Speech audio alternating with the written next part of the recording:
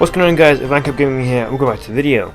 Now you're probably looking at the screen now thinking, wait a minute, this is Battlefield 1? Yeah, it is Battlefield 1, and it has been a long time since I played this game.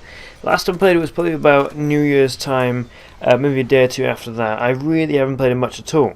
And the reason I came back is mainly because I've been thinking for a long time I just should go back and play it a bit more, have a bit of fun in it, and I kind of thought eventually I'll do it and I'll make a video on it, and I'll see how things go from there. Now, of course, because you've read the title, today's video is, of course, about Battlefield 1 and the fact that it is in some way dying and dwindling in terms of its support and how many people are playing it.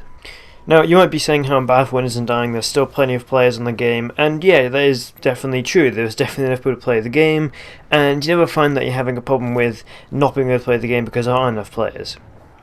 But there are a few issues which I do want to cover and talk about, and the first one is part of the reason why I stopped playing Battlefield 1 for a while, and that's because of the lack of content. Now you can say, of course, that fun is part of the game and fun is the idea of the game, and yes, it is, but there is a point where the game no longer becomes fun, and you have to have content then to make it worthwhile to play it again and again and again.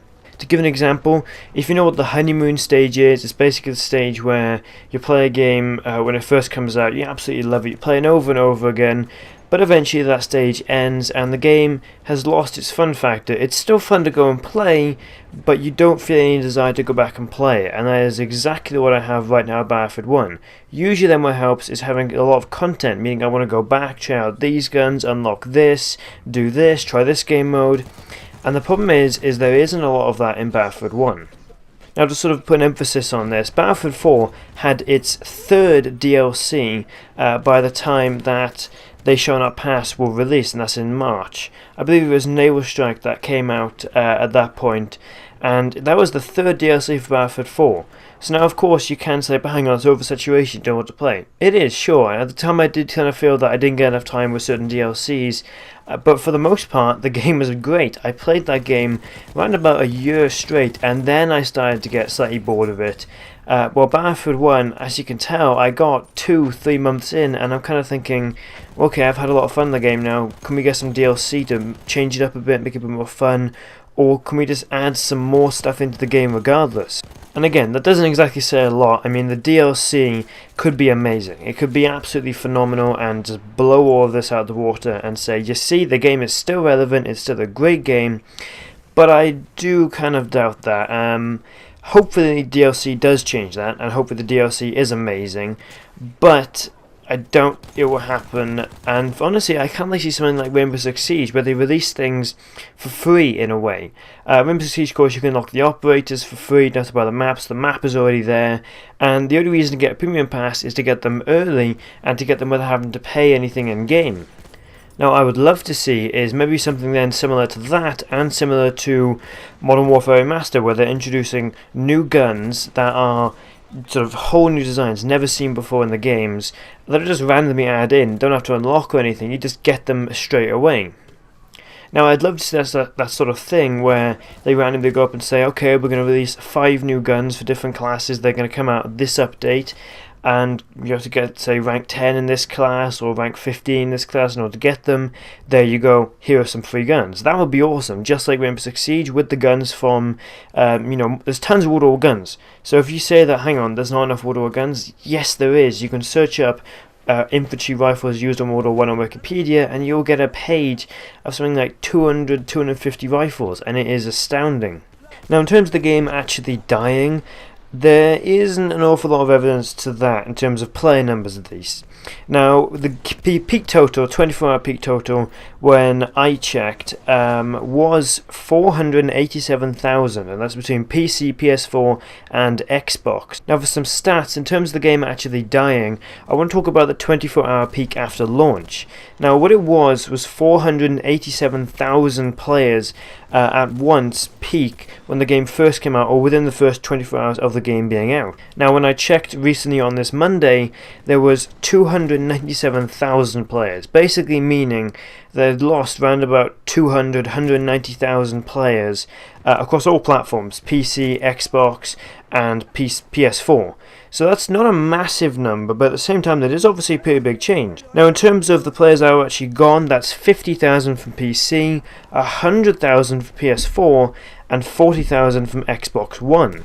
Now these are big numbers, but you would kind of expect it. Battlefield 4 also had a very similar drop off, but seeing as Battlefield 1 did actually sell more copies, you will expect the Battlefield 1 drop off to be bigger, because obviously there's more players, the same percentage of players are going to leave the game, so obviously you can expect that. I do think though that Battlefield 1 has begun to lose players a little bit quicker. Again, it could be the time of day. I did this on a Monday.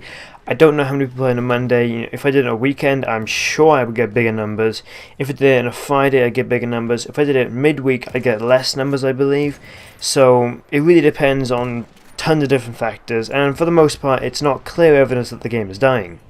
The most clear evidence that the game could be dying is the lack of coverage on YouTube.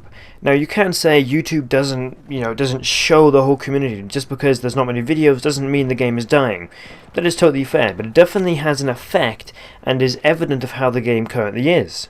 There are big YouTubers like Level Cap and Matimio who used to cover Battlefield 4 6 out of 7 days a week, every single day Battlefield content. Hell, some of the time they do like months of just straight Battlefield videos. Even I was the same. I'd do Battlefield video over and over and over again. And the problem they have now is that if they do a Battlefield video, they're either talking about a new update, new DLC, new guns that are coming to the game, or they're doing a live com. Now you can say, oh, but hang on, surely that isn't the way that YouTube has changed recently, and yeah, it is, but if you see what these guys used to do, the stuff I kind of used to do as well, and stuff I hope to go back to doing, is tips on guns, stuff like that, and the reason they don't do these is because they've covered them already. In the short time the game has been out, they've been able to cover pretty much every gun in the game, and give a clear, concise review on it, in barely any time at all. And the game I brought up earlier that a lot of YouTubers have sort of started to cover more is Rainbow Six Siege.